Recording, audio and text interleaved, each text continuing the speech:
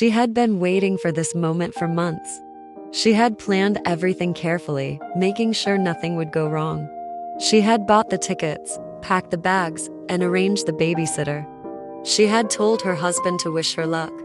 For better or for worse, she was going to visit her mother and face her own stubborn past. She had not seen her mother for 15 years. They had moved to a different state after she got married, against her wishes, and they lost touch. She missed her mother terribly, but she was too busy and too proud to admit it.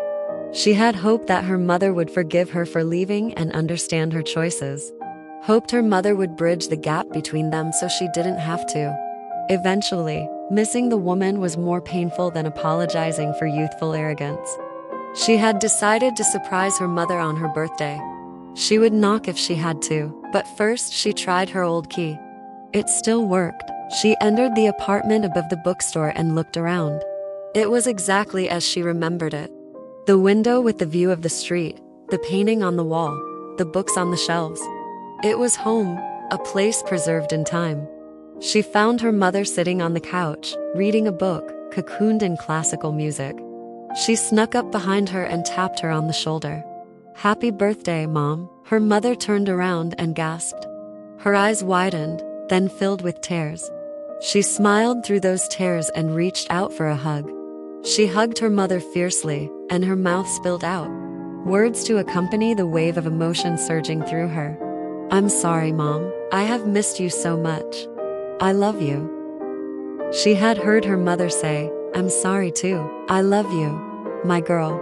She hadn't even needed the words. The silent offer of a hug had been the assurance she needed that doing this was the right thing to do. The touch of her mother's skin, the warmth that had welcomed her into this world, was welcoming her even now. They hugged and cried, overcome in the rush of relief and joy. All else was forgotten in the wonder of their reunion. They looked at each other in their state of disarray and laughed. The pair sat on the couch and began the process of catching up. They talked about their lives, their regrets, their hope moving forward. They listened and nodded, feeling a mix of understanding and curiosity at the familiar stranger across the way.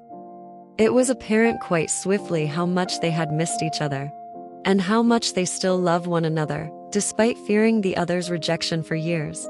They still shared so much. They still felt like family, despite how broken they'd felt just yesterday. Mother and daughter cooked dinner together, then sat to play cards and talk.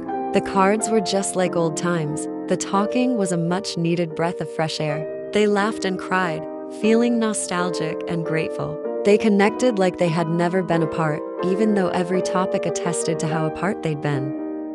They spent the night in the apartment, sleeping in the same room. They woke up early and picked right back up where they'd left off the night before. "How long are you staying, my girl?" her mother asked as she poured water into the kettle to steep morning tea. "I didn't know how I would be received, so I hadn't made any plans, but how does another night sound?"